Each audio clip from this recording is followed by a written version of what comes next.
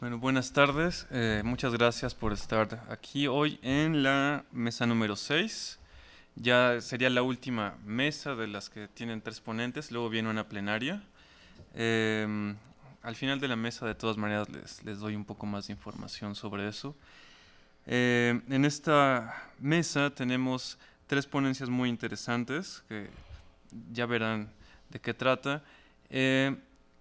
Vamos a empezar con la primera que está marcada en el programa, que es de Dana Itzel Barcelata Estrada, y se titula La dimensión espiritual como condición de la orientación del ser en la educación, una aproximación desde la Katha Upanishad.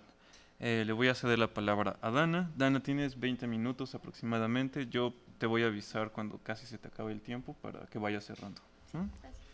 Mira, te paso estos dos. Uno es de la transmisión y otro es de aquí.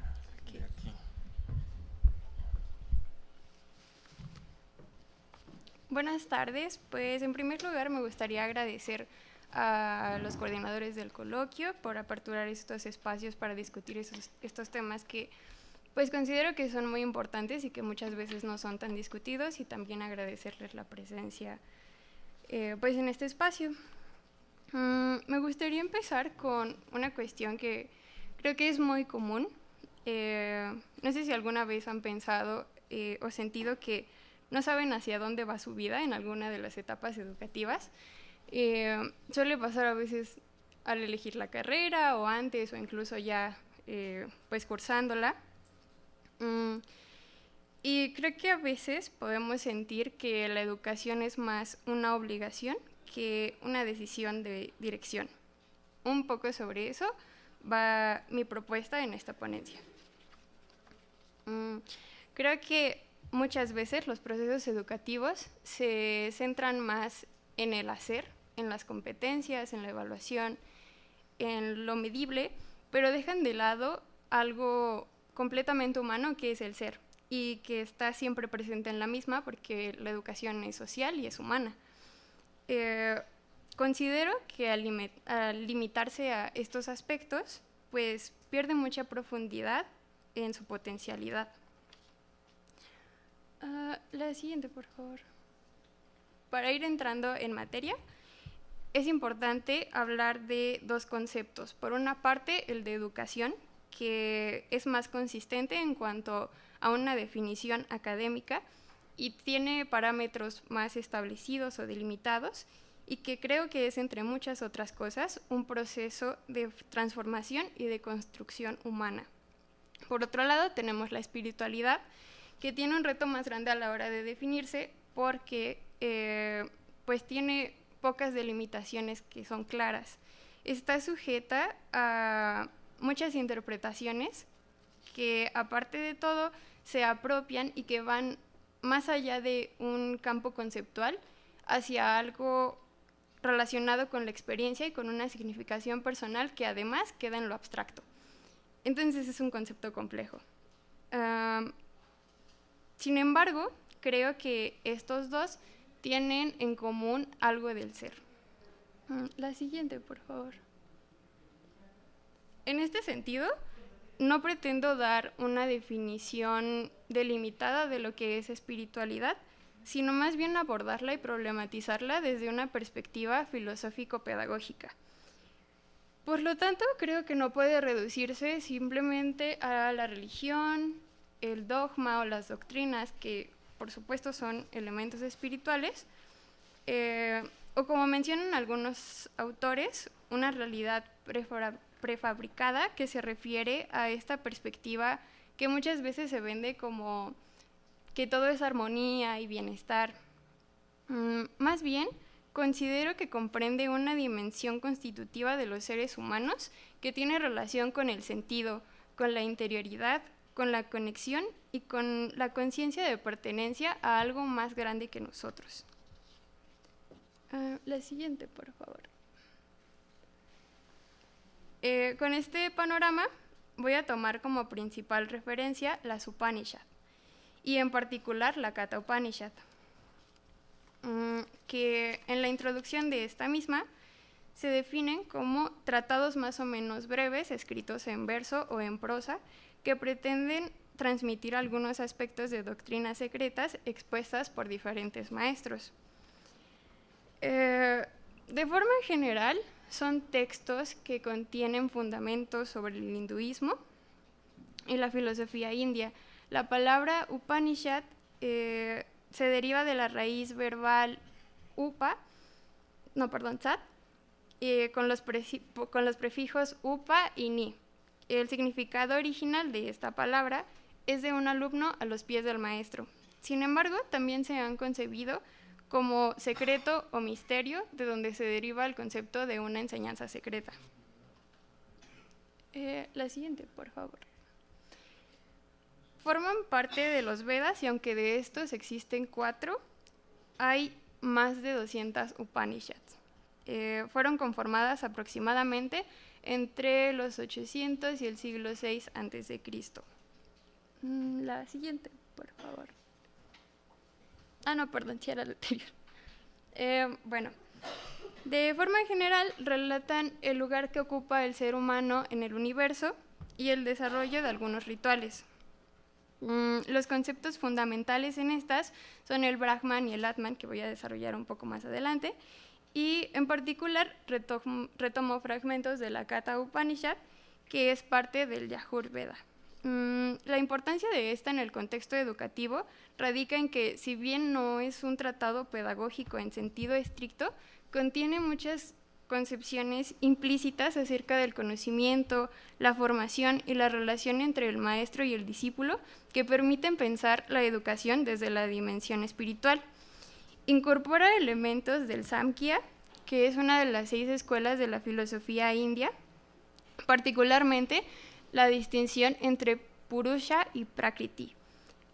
Purusha se entiende como la conciencia o el espíritu y Prakriti todo lo material.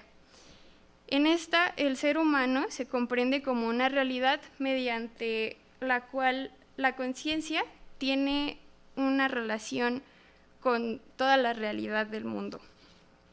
En este sentido, el conocimiento no es solamente una aproximación a los objetos del exterior, sino más bien una forma de revelación en donde la conciencia tiene este encuentro con toda la realidad que al mismo tiempo es una expresión de ella.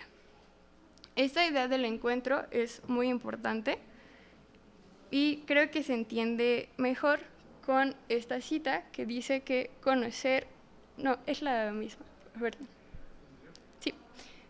el fundamento de la realidad en los términos que lo plantea el pensamiento de la India antigua no es un proceso intelectual, sino una comprobación de la condición de nuestra existencia en la Tierra. En esta cita, la realidad se refiere a todo lo que existe. Incluye también el Brahman, que se puede entender como lo absoluto o este ser cósmico presente en absolutamente todo. Incorpora también al Atman, que es el alma o esta esencia profunda que tiene cada individuo, y el Purusha, que es el principio de la conciencia. Por lo tanto, es una realidad compleja que realmente abarca todo. Y después menciona que no es un proceso intelectual porque no fragmenta hacia algo externo a nosotros, sino más bien es este encuentro nuevamente con algo que todos ya somos. Es decir, que no se refiere a conocer algo como normalmente nos aproximaríamos hacia un concepto o una teoría, sino más bien es un reconocimiento de lo que ya somos. Esta comprobación se refiere a una verificación de la existencia. Es más bien un cuestionamiento de qué somos, de dónde venimos, la raíz de la vida y también de dónde surge la conciencia. El conocimiento entonces da un giro total porque no se refiere a que vamos a ir hacia lo externo para conocer el mundo, sino más bien hacia lo interno para poder comprender desde dónde existe el mundo para mí. También en esta Upanishad se utiliza una metáfora sobre la luz. La siguiente, por favor. ¿Qué menciona esta cita? La luz actúa en este caso como metáfora del camino de algo que se inicia en la más tosca extensión y se convierte en un concepto o en un juicio en el entendimiento de un sujeto.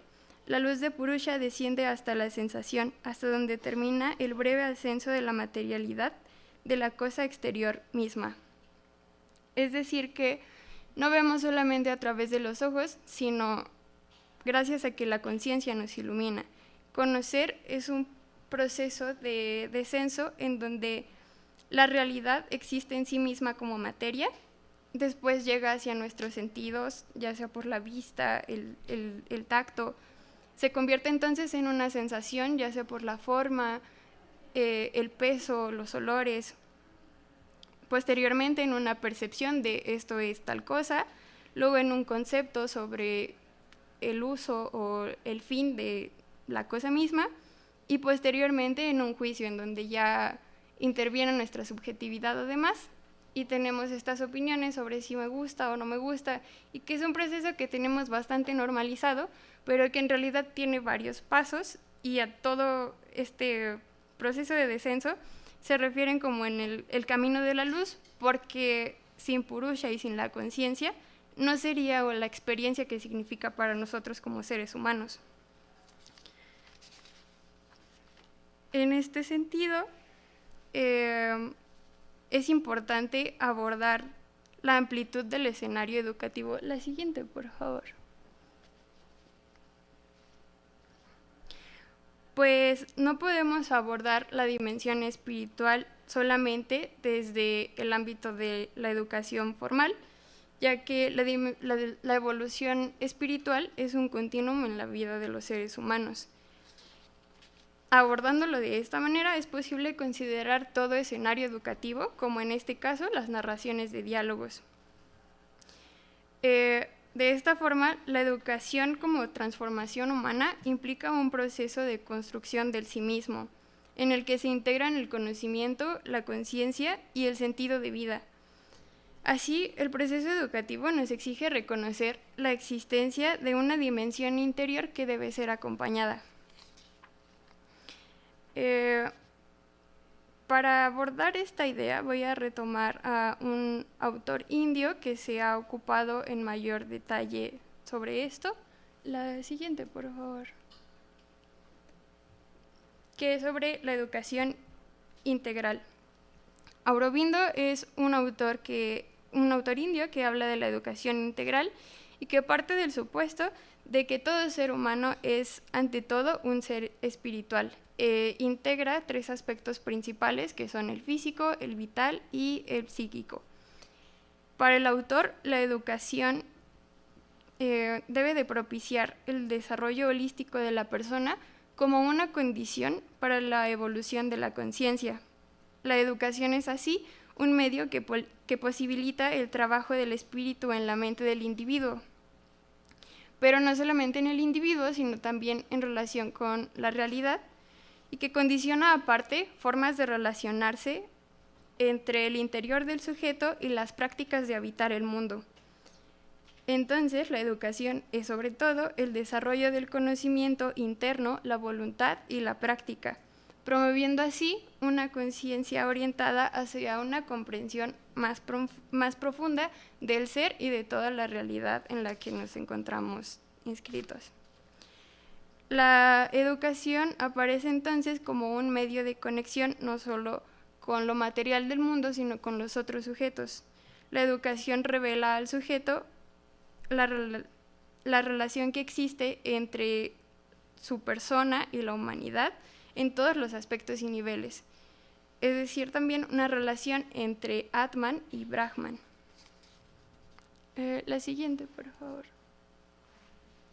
En la Katha Upanishad se describe al ser humano con una de las metáforas más conocidas de la filosofía india, que despliega un diálogo entre Yama, el dios de la muerte, y Nachiketas, un joven que rechaza placeres efímeros en busca de un conocimiento más profundo.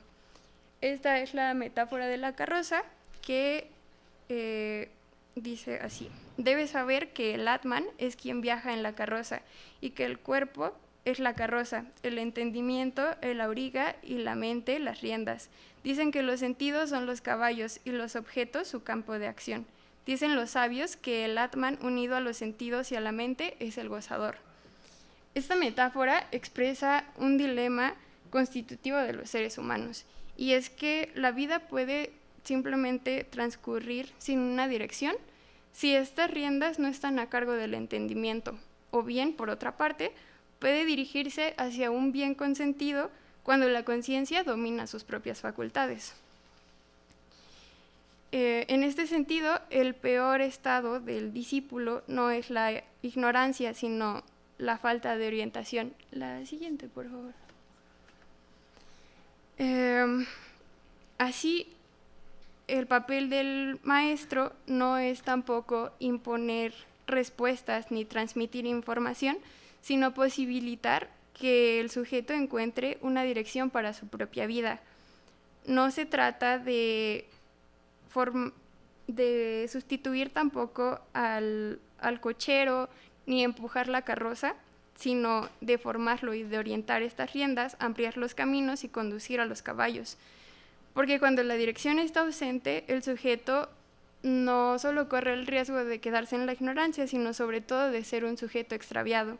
En este sentido, la dimensión espiritual no es un añadido como algo extra a la educación, sino más bien es una condición que permite que el conocimiento tenga un fin y que la experiencia tenga un sentido. El maestro, que es representado por Yama, actúa sobre todo como un guía del entendimiento del discípulo y que lo ayuda a reconocer sus impulsos, sus deseos y sus dudas también en esta búsqueda de un sentido y del conocimiento profundo. Trata sobre todo de mostrarle al alumno que hay alguien que viaja en la carroza y que la carroza necesita una dirección. El estudiante, por otra parte, es un sujeto creador de conocimiento y no solo recipiente de este mismo, que integra realidades interiores y exteriores complejas mediante una educación de hábitos, de emociones, la atención y la escucha, principalmente a través del autoconocimiento, que posibilita también la disciplina, el compromiso y la concentración. La educación es entonces aprender a aprender por sí mismo para una comprensión más profunda de la realidad.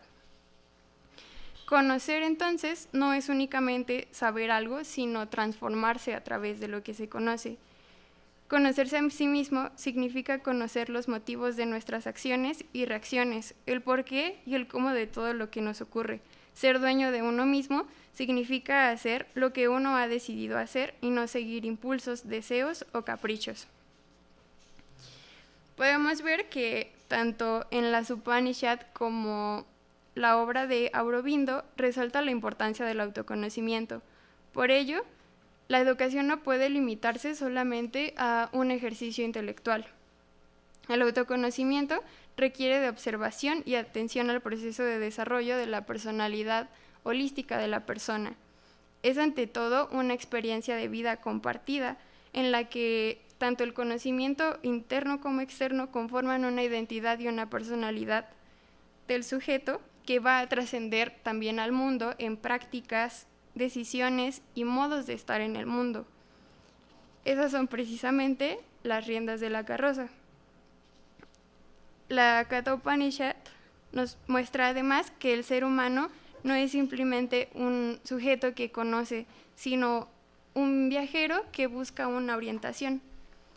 Esta metáfora nos explica que poseer estos sentidos, mente y conocimiento no son suficientes para tener una vida con sentido, sino que es una búsqueda en donde la conciencia tiene que dirigirlos y la vida es un constante movimiento que puede correr el peligro de llegar a un extravío. Entonces, para la educación es indispensable no reducirse a la transmisión de información ni solamente concentrarse en habilidades, sino buscar una orientación del ser. Así, una educación sin espiritualidad tiene el riesgo incluso de excluir al estudiante de su mismo proceso formativo al estar inmerso en un proceso de conocimiento, pero que no tiene sentido ni dirección, y puede formar sujetos que, si bien serán competentes, existencialmente estarán perdidos. recuperar la dimensión espiritual no significa abandonar la razón ni la crítica, sino más bien devolver al proceso educativo la profundidad humana que posibilita que cada persona aprenda no solo a conocer el mundo, sino a conducir su propia vida dentro de él. Y eso es todo. Gracias.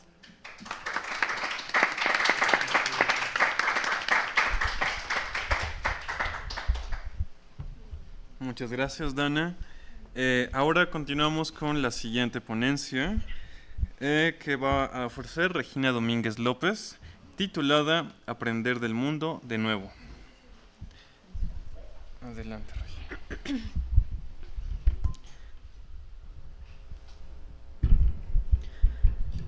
¿Sí me escuchó? ¿Está bien? Va. Bueno, queridos compañeros, profesores, familiares y amigos, hoy vengo a presentarles lo que espero que sea la parte final de mi tesis. Esta es básicamente la parte de las conclusiones de mis tesis, de una manera sumamente resumida en solo 20 a 15 minutos, pero voy a tratar lo mejor que pueda. Primero, antes de empezar, quiero marcar ciertos puntos. Primero, en este texto, o al menos en este momento, no planeo definir las categorías de Occidente, Europa, colonial, colonización, etcétera, porque en general no es importante para mi trabajo, en realidad todo lo contrario. Lo que busco es definir que esas palabras y esas categorías no poseen ninguna carga real fuera de nuestra ideología, de nuestro ideario comunal. Al igual que los conceptos como Oriente, Asia, de colonial, etcétera. Son piezas que nunca están estáticas. Si fueran estáticas, serían ideas muertas, serían pensamientos muertos que son incapaces de cambiar y por ende serían inútiles de pensar.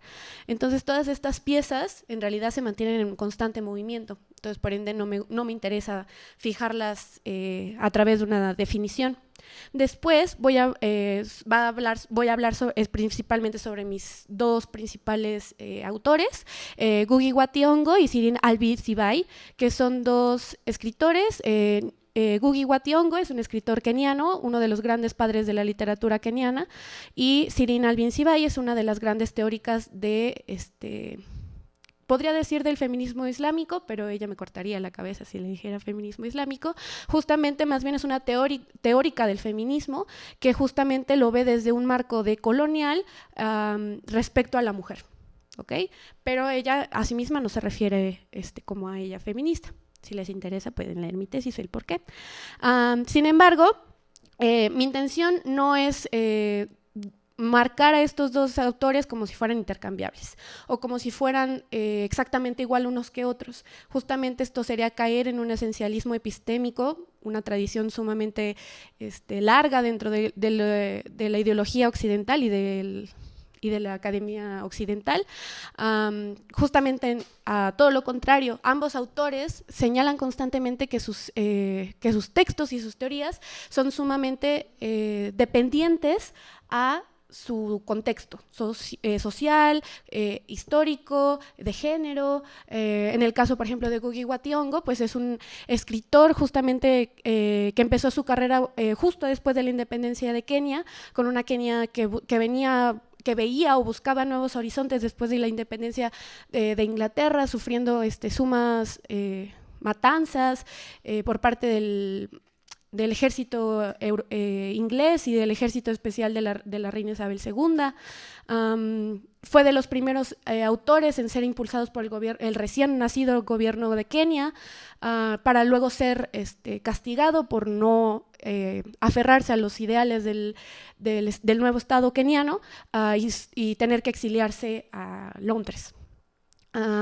Y en comparación, Shirin es una escritora que tiene origen sirio, pero en la actualidad reside en España, da clases en la Escuela Complutense de Madrid y hasta el día de hoy hace teoría. Desgraciadamente, Ngugi wa Thiong'o murió el año pasado, si no mal recuerdo, en abril, entonces pues en comparación cada uno viene de momentos históricos y contextuales diferentes, sin embargo, por eso los utilizo, porque el mero hecho de que ellos estén constantemente señalando que su teoría es dependiente a su contexto es también la base central de mi tesis, de que de la misma manera en la que ellos hablan de su contexto y de la educación dentro de su contexto, debemos de pensar la educación de la historia y la educación en general dentro de nuestros propios contextos.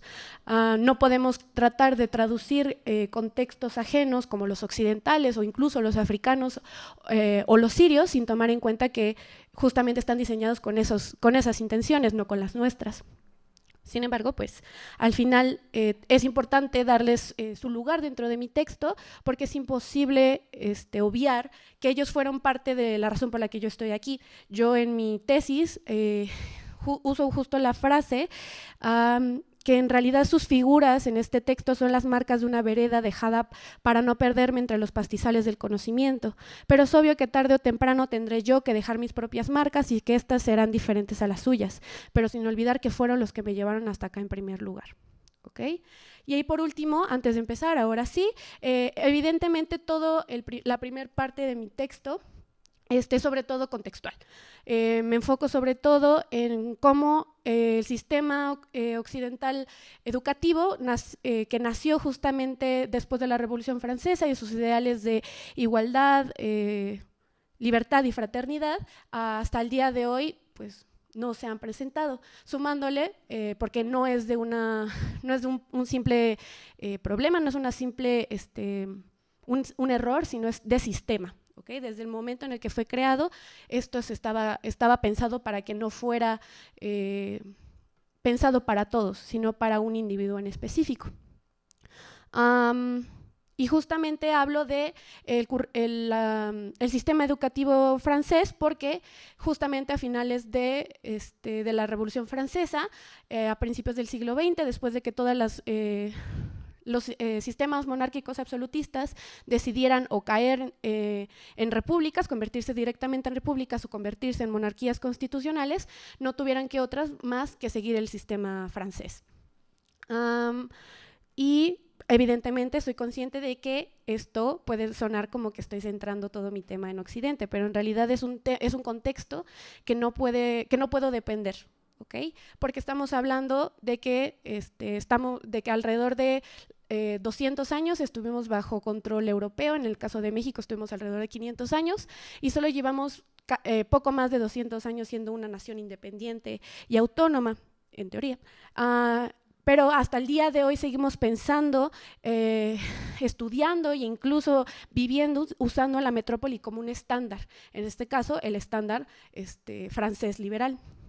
Entonces, todo esto se necesita sobre todo para empezar a construir resistencias epistémicas, incluso en lugares tan occidentales y tan represivos como puede ser una universidad, aunque esté en un territorio excolonial y tenga contextos, por ejemplo, en este coloquio, que tengamos contextos un poco con más intenciones de coloniales o con visiones un poco más lejanas al occidental, pues hasta el día de hoy seguimos teniendo ciertas mañas que no se nos han quitado incluso después de 200 años.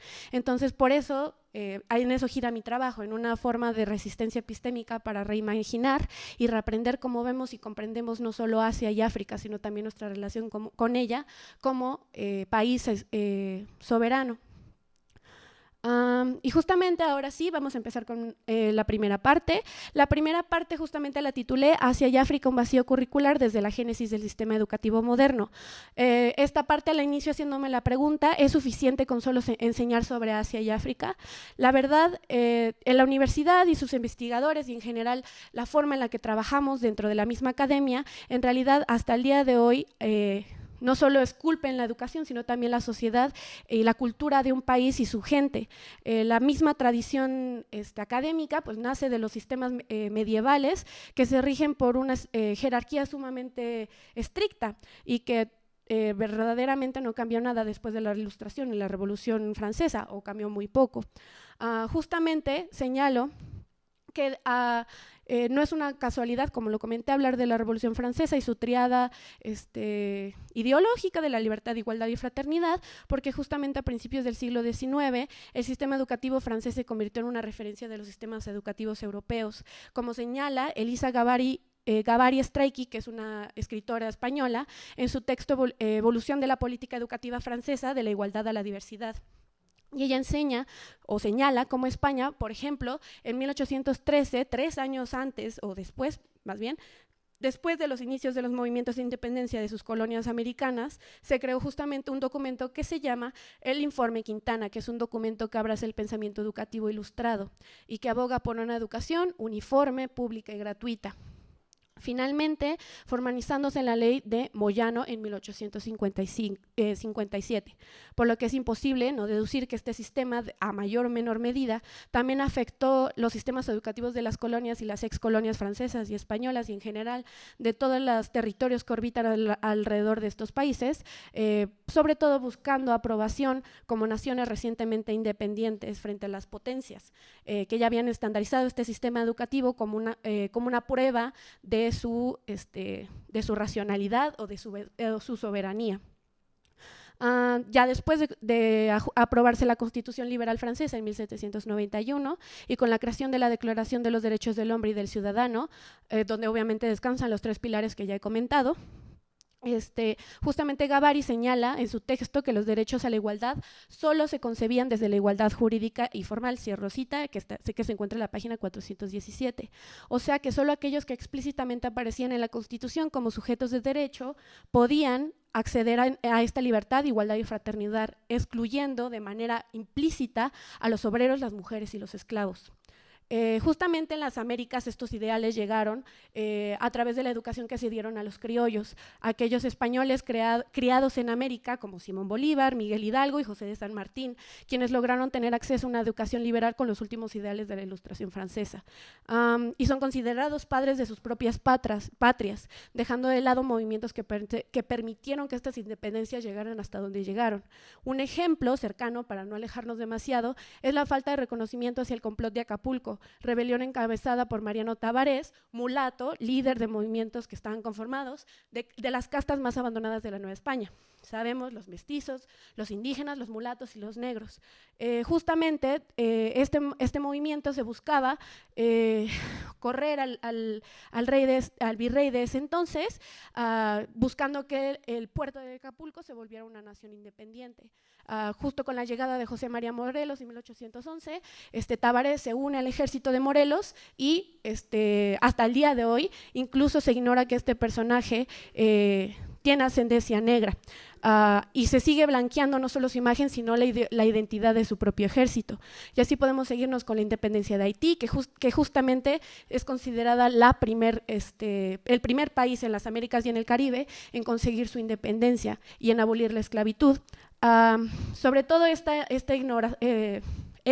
forma de ignorar la historia de la revolución de Haití, por ejemplo, de la independencia de Haití, se justifica porque se buscaba no impulsar estos ideales a través de las colonias que todavía hasta ese momento no se habían independizado, porque Haití se liberó al menos 6 años antes de cualquier otro movimiento de independencia en el continente. Y justamente se consideraba que esta independencia podía inspirar a otras naciones a hacer lo mismo.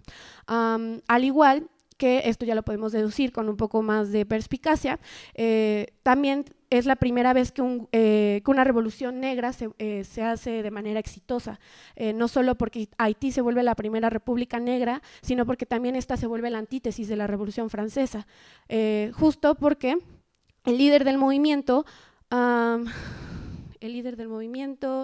que se llamaba Toussaint Louverture, justamente era un hombre negro descendiente de africanos que aunque se había inspirado en la Declaración de los Derechos del Hombre para crear la Carta de la Independencia y su Constitución, justamente había encontrado estas dicotomías dentro de las declaraciones de los derechos del hombre, como un país puede ser libre y mantener esclavos en otro continente.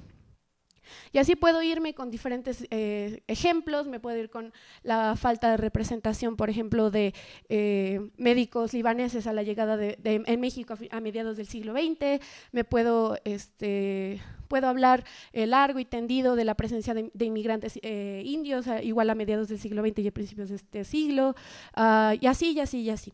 Todo esto, como les comentaba, no es un accidente, es por diseño. Si estamos hablando de la forma en la que se diseñó el sistema educativo francés, nos podemos hábilmente dar cuenta que incluso después de la Segunda Guerra Mundial, aunque Francia se había categorizado como uno de los países que más impulsaba la educación formal en el mundo, en contraparte podemos ver que tenía a sus colonias en un promedio de 80-85% del alfabetismo. Por esto mismo, después de la Segunda Guerra Mundial, los países africanos y asiáticos se juntaron en lo que se conoce como la Conferencia de Badung, tratando de pedirle a sus colonizadores que se retiraran de sus territorios, pidiéndoles igualdad de razas y la erradicación de las desigualdades sociales creadas por el colonialismo. Y esto es exactamente lo mismo que pasó con Toussaint Louverture. Estos países africanos y asiáticos se dieron cuenta de que en la Carta de las Naciones Unidas faltaban todos aquellos colonias que hasta el día de hoy o hasta ese momento seguían teniendo presencia occidental en sus territorios. Una cosa es segura: la verdad es que desde Acapulco a Haití, hasta Argentina, Sudáfrica, desde Marruecos a Kenia, desde Egipto hasta Mongolia, una cosa es segura: hay un borrado histórico donde el aprendizaje de la historia de nuestras naciones y las ajenas se mueven alrededor de un universo imaginario, marcando profundamente por nuestra historia de la colonización. Entonces, esto todo lo que les acabo de decir, ahora sí, no es la primera, no, al menos yo no soy la primera que lo ha notado. Justamente Shirin Albin-Sibay, que ya les comenté, ella escribió un texto que se llama El hijab, en la obra de Fátima Mernissi, o La paradoja del silenciamiento hacia un pensamiento islámico decolonial, donde sutilmente habla cómo las élites académicas, incluso dentro de las excolonias, son un vestigio de nuestra época colonial. Ella habla de la categoría cárcel epistemológica, donde justamente señala que, como nos dice la imagen, una cárcel, hay un lugar ideológico donde no se permite salir a ciertas personas y solo se permite hablar a ciertas personas sobre ciertos temas. En este caso, ya sea dentro de la academia, ya sea en países occidentales o no, solo se tiene permiso a ciertas personas con ciertos antecedentes de hablar de ciertos temas, a comparación de que no se les deja hablar a personas en específico que pertenecen a ciertos marcos, pero eso ya es una categoría diferente a la de Shirin. Entonces, ella justamente habla de este territorio imaginario, de un territorio más abstracto, donde solo se puede hablar dentro de un discurso ciertos individuos con ciertas características académicas. Igual, esto es obviamente súper resumido, ella lo tiene más explícito en su otro texto más famoso, conocido como La cárcel del feminismo, donde ella justamente critica los movimientos feministas y la reducción que tienen a través del discurso, y que solo las mujeres blancas, cuando hablan del Islam, quieren hablar sobre el hijab o sobre la opresión o sobre la legislación islámica, etcétera, etcétera, etcétera, y a las mujeres islámicas o a las mujeres musulmanas, perdón, las tratan constantemente como si fueran intercambiables, como les comenté al principio. No es como que una mujer en Siria piense lo mismo sobre el hijab y sobre su religión a una mujer que vive en Marruecos, o una mujer musulmana que vive en Francia, o una mujer musulmana recién convertida que se encuentra en las Américas, etcétera, etcétera, etcétera. Y esto ya lo tenemos últimamente con Ngugi wa Thiong'o. Justamente él nos narra en su capítulo 5 de uno de sus textos más famosos, de Colonizar la mente, la política lingüística de la literatura africana, donde él justamente nos narra cuando fue por primera vez al Congreso de Enseñanza de la Literatura Africana en 1974, en una Kenia recién nacida, les recuerdo. En este momento en Kenia se estaba hablando de hacer una educación propia, de primero hacer una literatura en Swahili y en todas las lenguas que tienen en Kenia, que es uno de los países étnicamente más diversos. Sin embargo, tienen una etnia mayoritaria que se conoce como los Kikuyu, que en este momento son los que principalmente toman los discursos académicos alrededor de su literatura y su cultura y sus tradiciones étnicas. Él evidentemente critica esto a pesar de ser parte de esta etnia, y es directamente señalado por el ya mencionado Jomo Kenyatta, que es considerado el padre de Sí, de la nacionalidad de Kenia. Él justamente fue uno de los principales aliados del movimiento Mau Mau, que es el movimiento de independencia de Kenia, y es básicamente endiosado por los recién liberados kenianos. Y justamente él, al criticar el sistema recién nacido, también el sistema educativo recién nacido keniata, es obligado a exiliarse a Londres, porque a pesar de que es parte del movimiento que se acercaba sobre todo a los ideales de Jomo Kenyatta, él estaba sumamente en contra de la occidentalización de la educación como una justificación de desarrollo y progreso, sobre todo tomando en cuenta que además, que aunque Jomo Kenyatta había sido nacido y crecido en Kenia, él estudió la mayoría de su carrera universitaria en Londres, a comparación de Wat Thiongo, que él estudió sobre todo en la recién nacida Universidad de Nairobi. Y así les digo, puedo extenderme, es una razón por la que esto es mi tesis. Sin embargo, al final de cuentas, ya para cerrar, justamente yo termino en una conclusión de que no es, retomando la pregunta que hice al inicio, no es una solución solo hablar sobre Asia o África o sobre nuestras propias culturas indígenas. No es solo suficiente hablar de eso, sino se tiene que hacer desde una posición consciente y no tratando de acercarnos lo más posible a ideales occidentales. Se tienen que hacer con una intención más allá de establecer estas élites académicas pequeño burguesas y neoburguesas, para tratar de, sí, estamos hablando de África y de Asia y de nuestras Américas, y somos sobre todo personas de estas nacionalidades, pero seguimos reproduciendo discursos occidentales solo para aplacar a estas academias occidentales, para que nos aplaudan y nos den los espacios que desde el primer momento deberíamos de merecer. Muchas gracias.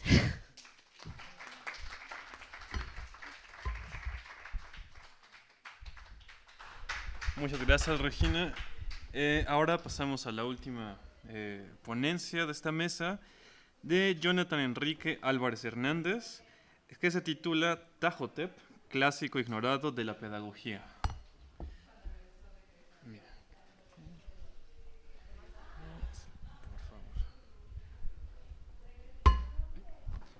Bueno, antes que nada me gustaría agradecer pues nuevamente al equipo organizador del coloquio por pues darnos esta oportunidad para reflexionar un poco sobre filosofías no occidentales, que me parece que mucho suma a la formación de todos los humanistas que en esta facultad nos formamos.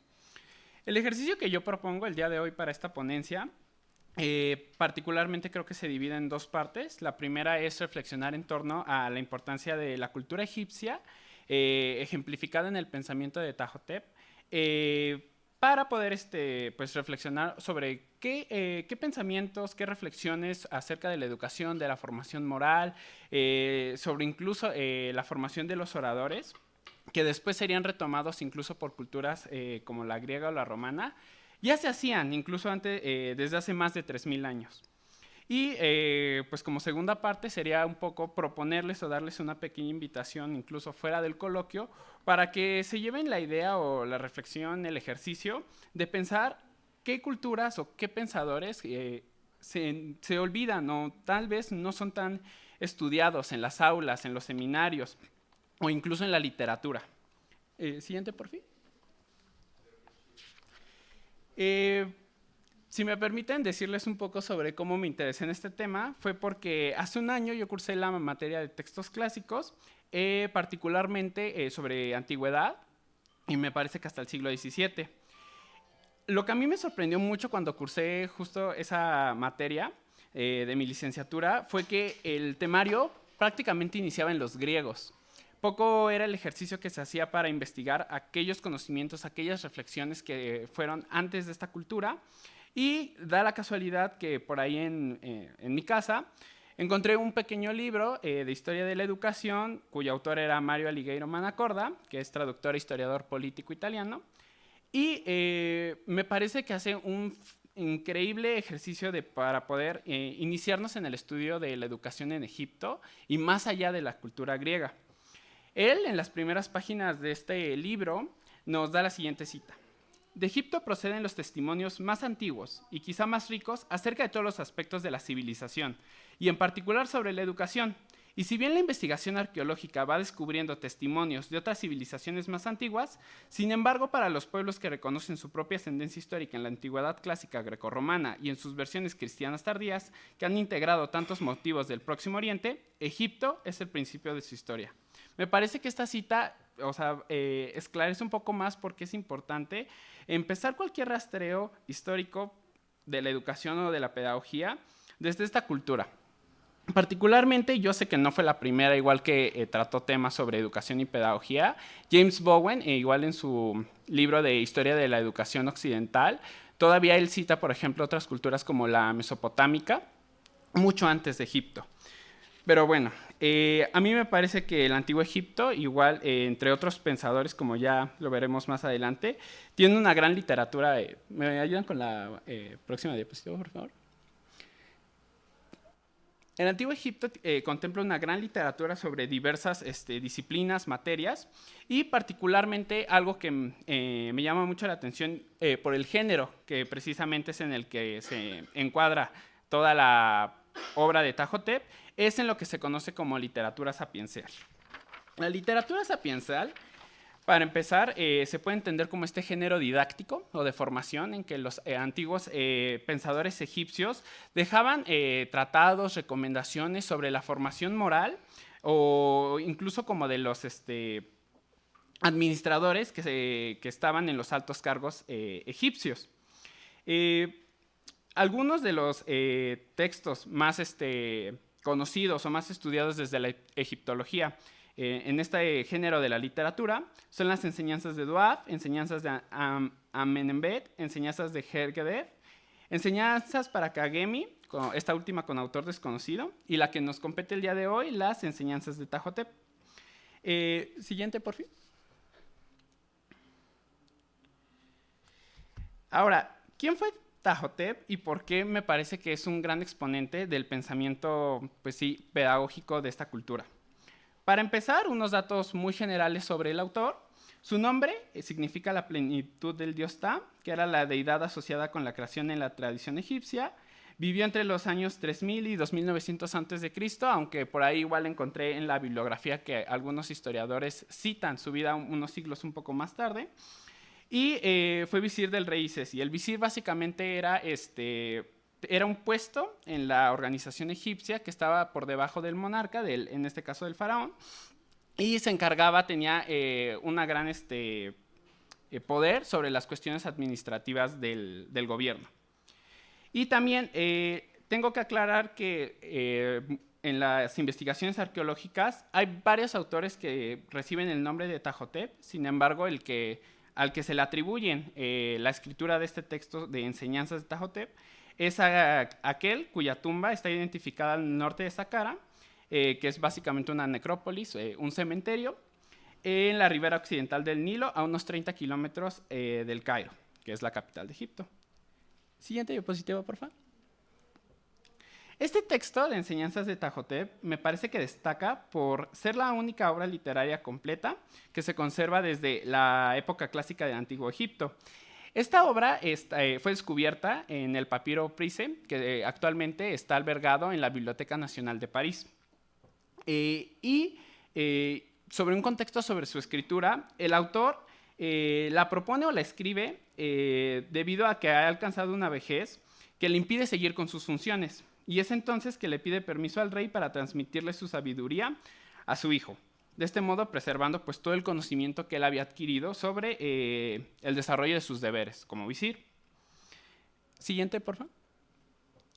A lo largo de la obra, pues, el autor menciona un conjunto de máximas o recomendaciones precisamente sobre todo el conocimiento necesario para ser un visir y que se pueda desempeñar su hijo en todas las funciones correctamente. Entre estas recomendaciones me parece que es importante detenernos a pensar que las categorías principales de análisis que tratan son aquellas que incluso los romanos retomarían mucho después.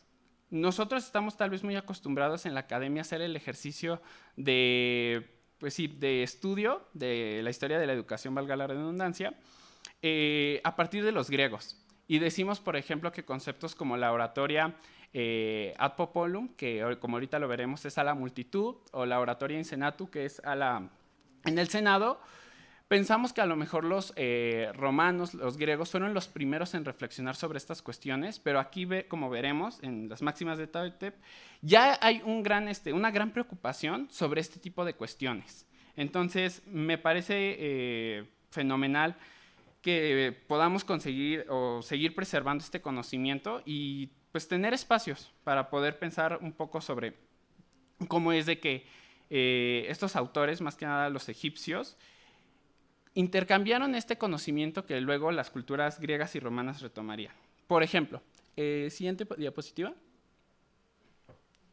En la primera máxima, tal cual iniciando el texto, nos dice el autor: no seas arrogante por tu conocimiento, ni llenes tu corazón porque eres sabio. Toma consejo del ignorante como del sabio, pues no se han alcanzado los límites de la destreza, ni existe un artesano que haya alcanzado su perfección. Las hermosas palabras están más escondidas que la malaquita, y puede ser encontrada en la mano de la sirvienta sobre las piedras de moler. Esta máxima, o sea, tal cual me parece un gran ejemplo porque nos está hablando un poco de la humildad humana, tal cual el valor occidental que nosotros entendemos. Entonces, me parece de que si un autor de una filosofía no tan explorada nos está proponiendo este análisis o nos está diciendo que de las primeras cosas más importantes para el buen actuar de un visir, de un administrador de la talla de lo que era esta figura en el antiguo Egipto, necesita comportarse o dirigirse con cierta humildad, yo me propondría reflexionar un poco qué es lo que no ha cambiado incluso sobre qué valores estamos nosotros retomando o consideramos importantes en nuestra vida cotidiana. Me parece que aún son reflexiones o recomendaciones muy vigentes incluso para el buen actuar simplemente del ser humano. Como les decía, otra máxima o recomendación que él pone, ya a lo mejor en un tema más especial, como lo sería la oratoria Insenatu, que los romanos, bueno, particularmente Quintiliano, en Instituto Oratoria, su obra nos daría la diferencia siglos más tarde. Sobre esto, Tahotep nos dice: si estuvieras en la Corte de Justicia, compórtate de acuerdo a tu posición que se te asignó desde el primer día. No la sobrepases, pues podría ocurrir que fueras expulsado. Debe ser aguda la vista de quien entra informando y amplio es el lugar de aquel a quien ha llamado. La Corte de Justicia actuará según las normas y todas las decisiones son de acuerdo al dictamen. Me parece que, al igual que les decía, los romanos lo retomaron siglos más tarde, en este caso ya nos está hablando sobre cómo es de que un orador tiene que comportarse ante un juicio, ¿no? Incluso me pareció un ejercicio bastante interesante. ¿Cómo es de que, por ejemplo, la gente que informa, en este caso yo lo entiendo para inculpar a alguien, ¿con qué valor tiene que ser referido? Por otro lado, sobre la oratoria ad popolum, como la dirían los romanos, Tahotep nos dice en su máxima 14, la siguiente. Si estuvieras con gente, procúrate servidor. Procúrate servidores pertenecientes a un hombre de confianza. Un hombre de confianza es siempre bueno en tu nombre. Aquel que no distorsione el lenguaje por medio de su vientre, que un hombre rico de los que estén allí diga, haz que lo conozca, llegará a ser su propio director y se le respetará en proporción a su dignidad. Igual me parece de que nos está hablando un poco sobre el desarrollo de que un buen orador o una buena gente que se desarrolla al servicio de su pueblo tiene que actuar. En este caso, consiguiéndose gente que pueda ser digna de su confianza, que pueda actuar a sí mismo igual bien con los demás. Y igual, la máxima 16, esta ya habla un poquito incluso más sobre el arte político del poder, diría Mario Aligueiro, Manacorde en su libro. Si llegaras a ser un líder cuyos planes vienen y van ampliamente según lo que has ordenado, debes realizar cosas distinguidas. Y recuerda que hay días que vendrán después. No debe venir las acciones en devolución de favores, pues ocurre que cuando emerge un cocodrilo provoca aversión, y es cuando ciertamente uno debe volver a la ocupación. Igual, Mario Aligueiro analiza esto de manera más extensa en su libro. El ejercicio que él hace es un poco sobre rescatar o comparar de manera más detallada cómo estos pequeños fragmentos de su obra total que yo extraje para esta presentación de Tahotep, los romanos y los griegos las exploran de manera incluso sin poder nombrar a un autor original, pero ya estaban muy insertadas en su pensamiento. Investigando, por ejemplo, en Naucratis,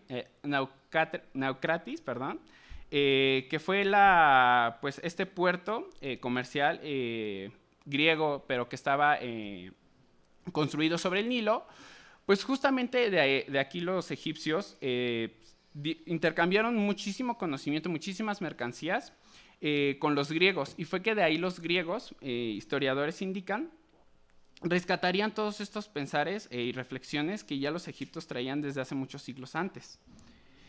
Ahora, el ejercicio que voy a tratar de hacer a continuación va más enfocado a pensar en que, si bien no basta, igual lo decía con aquí los organizadores del coloquio en un intercambio de correos, no basta con nombrar al autor para poder elevarlo a la categoría de clásico de una disciplina.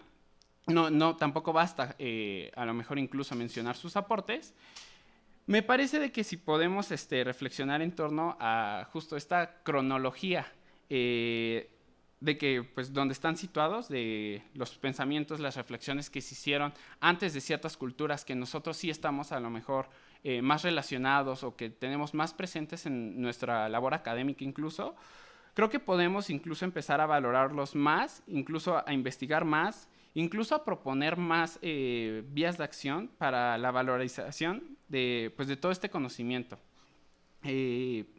Siguiente, por favor.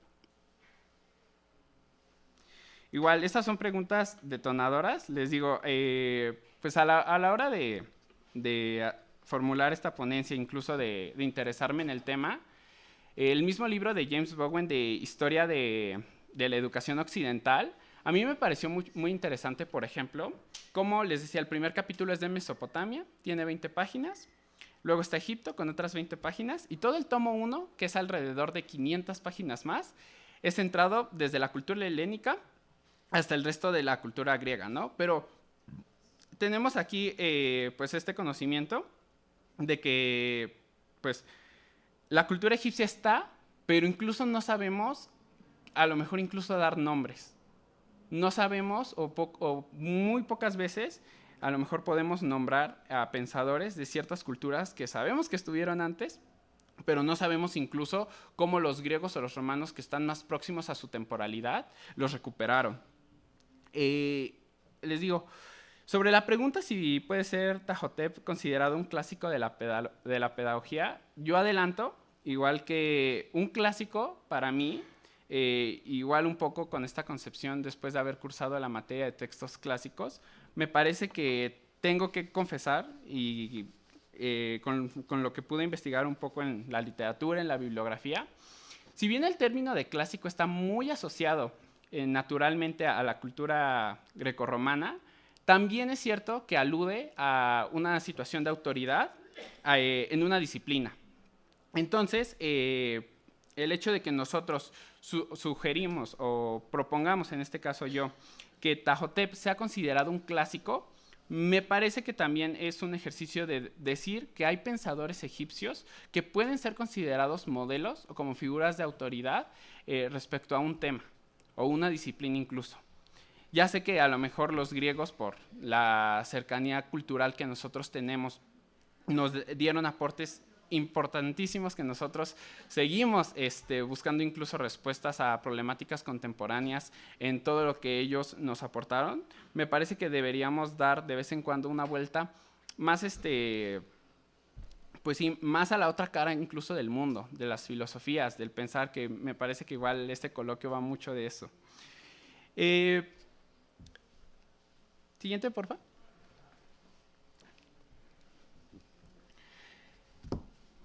Una de las principales, ahora sí, citas o definiciones de clásicos que me gustaron mucho cuando estaba cursando textos clásicos, viene en Italo Calvino.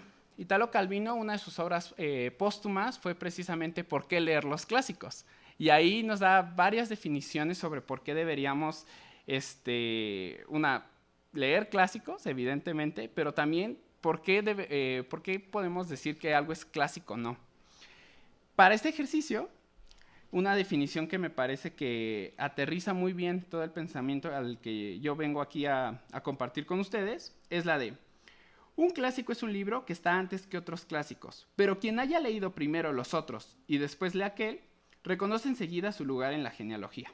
Igual, yo creo que esto fue exactamente, si les puedo decir o compartir un poco de mi experiencia, fue lo que a mí me pasó al leer las enseñanzas de Tajotep. Me parece que eran un tratado filosófico y moral que, por más que yo lo leí, o sea, yo me leí más formalmente en mi escolaridad a los griegos desde la prepa, al primer momento que yo leo a Tajotep digo, claro, o sea, me parece que esto, precisamente porque no es nombrado de tal manera, incluso puede ir antes de lo que proponen los romanos, ¿no? Quintiliano en este caso. Y ya fue una vez que volví a leer incluso a Quintiliano, porque normalmente una lectura me llevó a otra, fue que dije, claro, por más que los griegos no nombren incluso a aquellos pensadores que fueron antes de ellos, no significa que no estuvieron.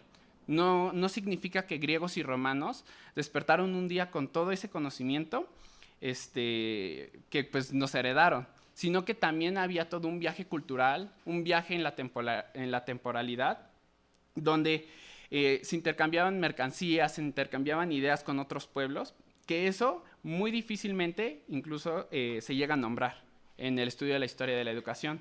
Otro también ejemplo de esto, por ejemplo, otra de los libros que cito para mi bibliografía es, por ejemplo, la Antología Pedagógica Universal de José de Forgione.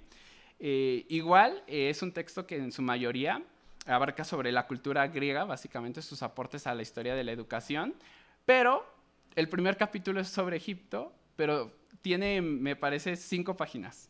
Y 5 me parece igual mucho porque sobre precisamente Tajotep, que lo cita como uno de los mayores referentes, me parece que solo habla en 1 o 2 páginas por lo mucho.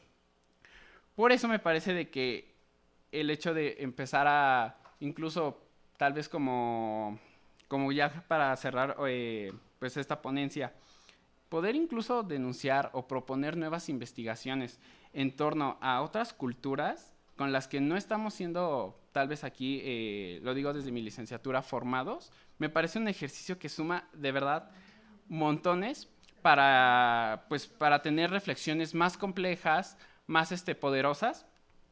Y bueno, siguiente diapositiva, por favor.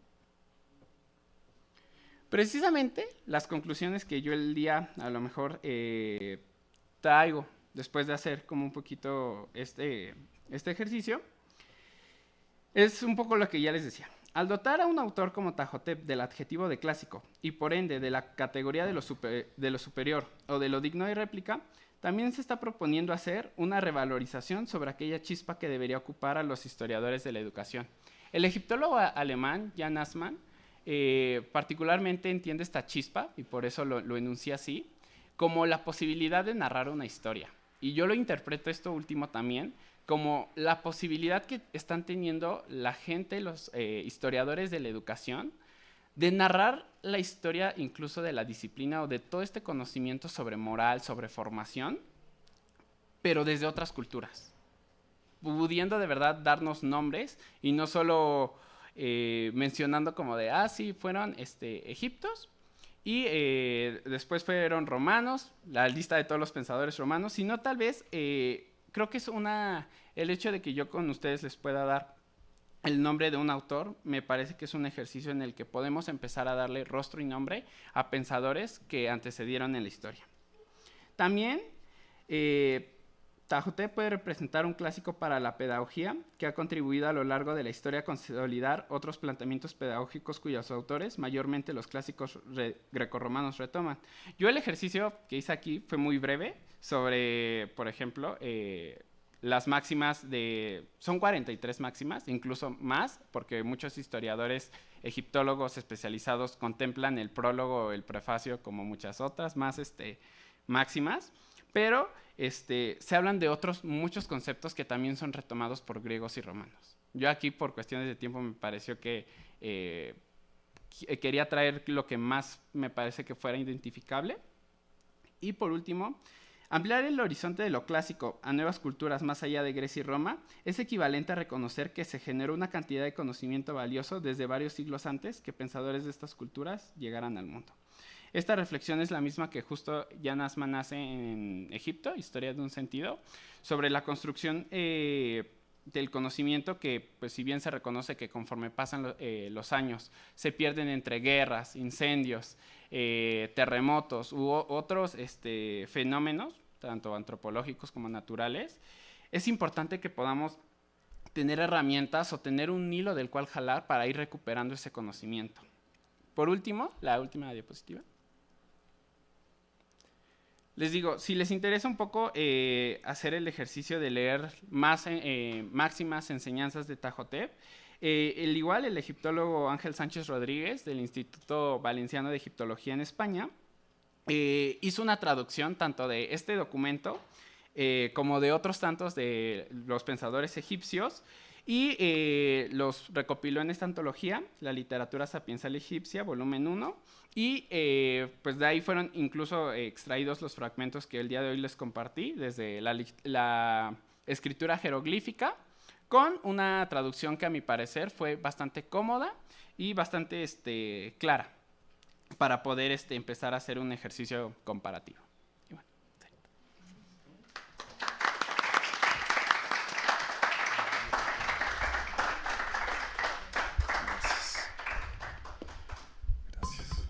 Muchas gracias, Jonathan. Antes de pasar a la parte de preguntas, respuestas a los ponentes, me gustaría compartirles algo que no les mencioné al principio. Nuestros ponentes son estudiantes del Colegio de Pedagogía, de la licenciatura, aunque realmente por el desempeño, no sé si, espero que lo hayan notado, uno fácilmente podría pensar que son estudiantes de posgrado, de maestría, por ejemplo. Realmente tengo que reconocer aquí el trabajo que han hecho los tres ponentes, porque es muy bueno. O sea, realmente lo digo en serio, con sinceridad, me parece de muy alta calidad. Las exposiciones mismas son muy fluidas, estuvo todo muy bien estructurado, cosa que incluso a quienes tenemos un poco más de experiencia nos llega a seguir costando trabajo. Por ejemplo, a mí luego se me va el medir bien el tiempo y me puedo seguir. Entonces, me gustaría reconocer eso, sobre todo además tomando en cuenta que estamos hablando de que en pedagogía temas de carácter teórico, filosófico o teórico en general no suelen ser muy populares. No sé por qué los estudiantes o tal vez tienen aversión o tal vez tienen un poco de miedo, no lo sé todavía, a este tipo de cuestiones y no se acercan mucho, pero también por eso me gustaría reconocer aquí públicamente el trabajo. Entonces, habiendo dicho esto, me gustaría que pasáramos ahora sí a la sección de preguntas a nuestros ponentes. ¿Quién dice yo?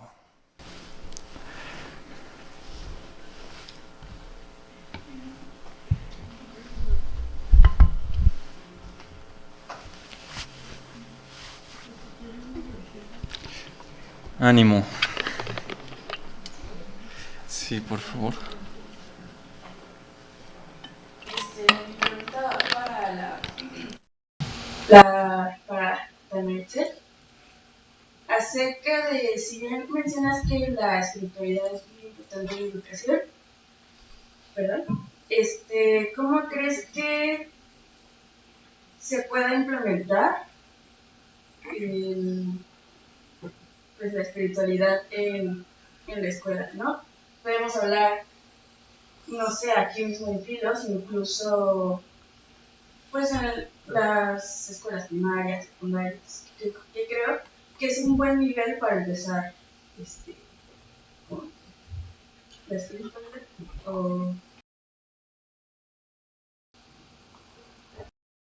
Bueno, pues para empezar, creo que aquí dentro de la facultad sí es algo que se aplica, no diría que en todos lados, pero ahí ya se escuchó bien. Gracias. Pues creo que es una dimensión también muy sutil. O sea, no requiere, creo que, de cosas como muy grandes o muy complejas, sino que hay cosas tan sencillas como de vínculos o de conexión humana que ya son un ejemplo de eso. Y, o sea, si puedo compartir una experiencia, yo recuerdo mucho de los primeros días en la facultad. Fue un cambio totalmente diferente a la educación que yo había conocido en el Estado de México, ¿no? Y me acuerdo mucho del profesor Fernando, que nos preguntó en la primera clase cómo se sienten. Para mí desde ahí ya fue como algo que, o sea, ningún maestro me había preguntado eso en mi primera clase, y luego fue en la universidad, ¿no? Y en la UNAM. O sea, creo que fue como algo que a mí me dio un sentido, y que justamente la idea del salón de clases, o sea, me parece un poco irónico, ¿no? Porque pasamos bastante tiempo aquí en la escuela, y no solamente pues en este espacio educativo, sino que nos formamos y nos educamos en prácticamente todos lados, y dejamos de lado o sea, este punto de que estamos teniendo contacto con personas y que somos iguales, o sea, que justo pertenecemos a una realidad más grande. Entonces creo que son cosas sencillas como esas, o sea, simplemente recuperar como la amabilidad, el interés, ¿no? O sea, también como en que somos no solamente alumnos, sino somos personas, tenemos muchísimas cosas fuera de lo escolar y de lo educativo que nos forman y que nos definen justamente en esta, pues, en este proceso también de búsqueda de nuestra identidad, de nuestra personalidad. Y pues también creo que es muy importante pensar que la educación va más allá de la facultad y de la universidad, incluso de la Ciudad de México, y que está sujeta a muchos contextos diferentes. Entonces creo que en otros espacios educativos como primaria o secundaria también se podría implementar a lo mejor con educación artística, con educación emocional, incluso en la educación física hay muchos elementos de esta dimensión que están implícitos. Yo creo que más bien nos corresponde también a nosotros como pedagogos y como futuros profesionales fuera de la facultad, llevar estos temas a discusión para que puedan ser algo más consciente y no solamente como que quede implícito.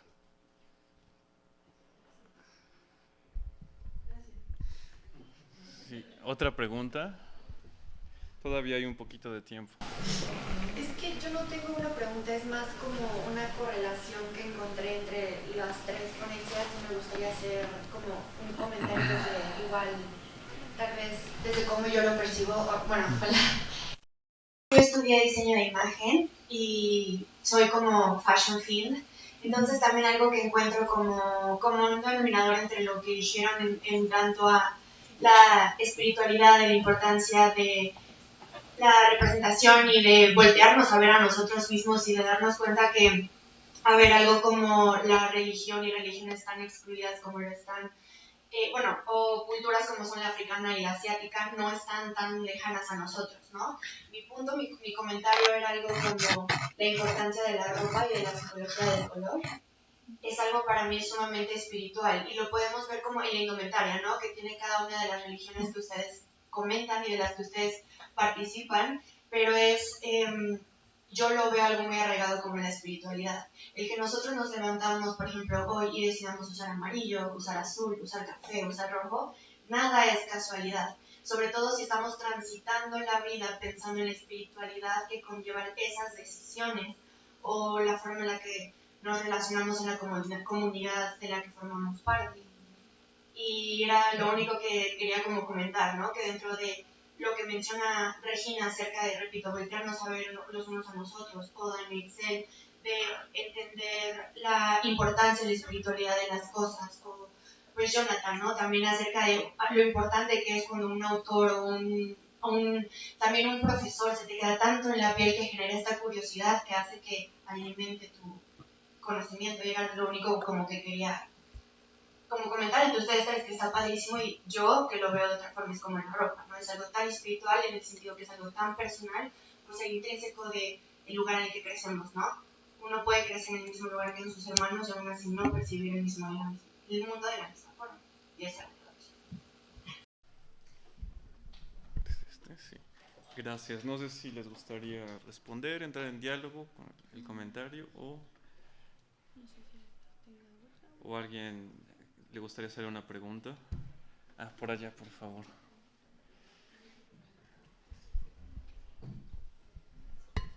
Gracias, buenas noches. Primero felicitarlo, doctor, porque la experiencia que le está dando a los estudiantes es extraordinaria, porque lo que se van a encontrar allá afuera está mejor. Y está padre que pueda usted formar a estos jóvenes al mundo que está allá afuera esperándonos. Y sobre todo yo como exalumna, pues también con este orgullo de ser egresada en la UNAM y vernos con un futuro muy brillante a todos. Así es que también un reconocimiento a usted, doctor. Y la siguiente igual es una pregunta para los tres sobre una cultura que sucede actualmente allá afuera, en el ámbito laboral, que es tomar decisiones colegiadas, ¿no? Desde perspectivas totalmente diferentes. Me encantaría que pudiéramos hacer un ejercicio desde la perspectiva de cada uno de ustedes. ¿Qué ven que pudieran construir como uno solo desde la perspectiva, repito, de los tres en esta ocasión? Gracias. ¿Sí? ¿Quién dice yo?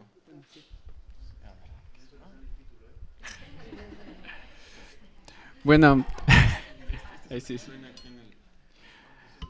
Bueno, igual muchísimas gracias por sus participaciones. La verdad es que igual me parece que estos espacios, lo que más me encanta es porque uno aprende también como de ustedes de las preguntas. O sea, esa cuestión de retroalimentación es hermosa y yo siempre la voy a valorar mucho en estos espacios. Y justo sobre su última participación, a mí igual, escuchando a mis compañeras, me parece que un tema igual que pues sí desarrolló a lo mejor de manera en paralelo en las tres o de manera transversal en las tres ponencias, fue un poquito me gustó cómo se habló en la ponencia de Dana, y lo voy a decir así, como de la espiritualidad y un poco del yo, porque también igual hay máximas, por ejemplo en mi caso, recomendaciones de Tajotep que hablan un poco sobre el autocuidado, ¿no? Que es una cuestión igual reflexionada por otros pensadores más adelante en la historia, y me parece que fue algo que de verdad, como dice Dana, o sea, igual concuerdo totalmente, no se necesita mucho para hablar de espiritualidad. Desde las cuestiones más íntimas o desde los actos más personales, es una cuestión también de que nos estamos hablando del autocuidado, incluso igual hay un poquito con lo que decías de qué pedagogías o a lo mejor cómo nombramos las cosas. A mí me parece que el tema de la espiritualidad, en pedagogía particularmente lo veo mucho ahorita con pedagogías del cuidado. Siento que es un tema igual que pues a lo mejor no se nombra así, pero o sea, tiene un gran grado de espiritualidad, de autocuidado y de cuestiones filosóficas que muchas veces no reflexionamos, pero es muy importante pues porque también nos brindan espacios y nos brindan vías de acción frente a problemáticas que ahorita están. O sea, yo creo que o sea, me llevo todo el día aquí si las enumero todas, ¿no? Entonces ya pongan ustedes la problemática que más rápido se les venga a la mente. Y es eso, o sea, me parece que ese tema fue algo que sirvió mucho para reflexionar en esta ocasión.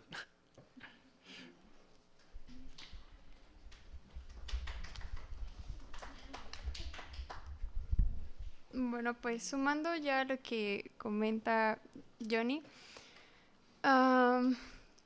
pues creo que es una pregunta muy complicada. Personalmente me cuesta muchísimo tomar decisiones.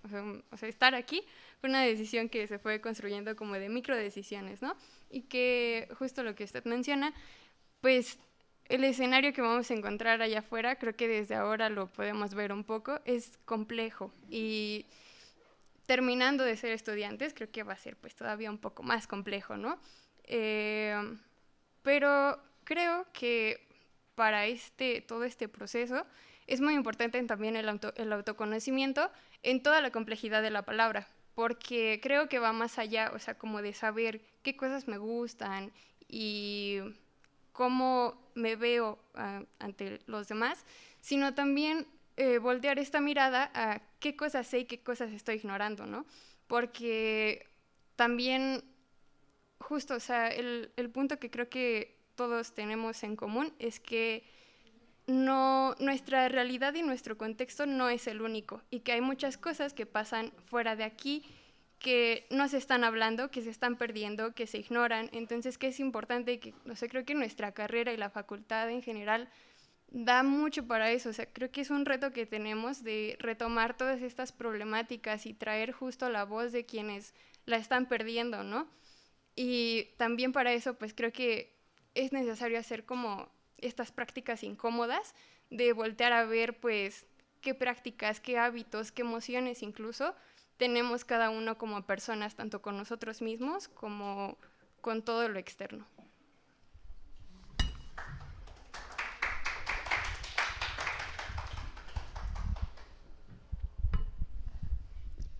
Gracias. Pues yo también he tenido posibilidad de estar en clase con el profesor, tanto como su alumna como su ayudante. Él también es mi asesor de tesis, y justamente en clase nos tocó una pregunta parecida, ¿no? De preguntarle a nuestros alumnos que por qué les interesaban las filosofías no occidentales, y justamente tuve la posibilidad de compartirles mi experiencia a los alumnos y comentarles que, al menos desde mi perspectiva, pues llega un punto, y creo me puedo permitir suponer, si es lo contrario, pues pueden decir mis compañeros, pero de que la mayoría de veces cuando llegamos a estos temas, a estos territorios, a estos filósofos, teólogos, gente que crea estas teorías en general, pues es porque sobre todo Occidente se nos queda pequeño, o al menos hay como que un poquito más allá que decimos, es que aquí hay algo, como que hay un borrón atrás de esta escritura, ¿no? O sea, le puedo rascar tantito y encontrar muchísima más y más tinta, que no solo inicia desde aquí, sino que tiene años y siglos y milenios de tradición, ¿no? Y como diría Ngugi wa Thiong'o, pues esto no es cualquier cosa, ¿no? No es información muerta, es el etos de un pueblo, y no cualquier pueblo, sino de la humanidad. Como nos comentaba una doctora en la mañana, hablar de África, de Asia, de nuestro continente, no es solo hablar de historias paralelas a la historia universal, ¿no? Estamos hablando de la historia de la humanidad.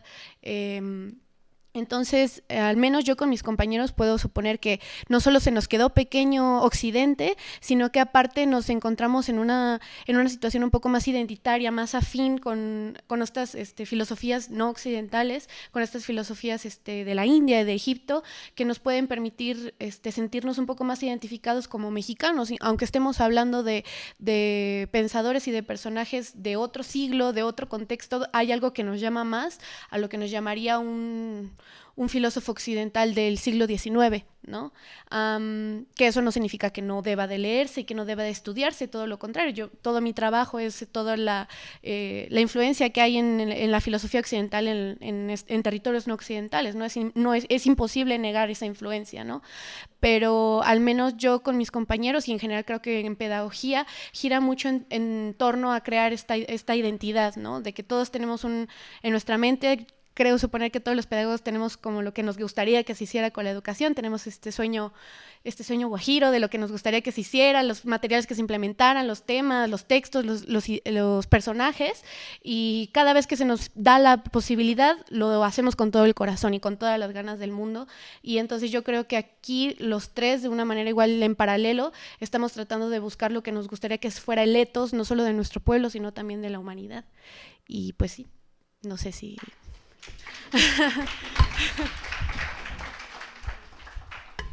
Gracias, muchas gracias por sus preguntas. Desgraciadamente se nos ha terminado el tiempo.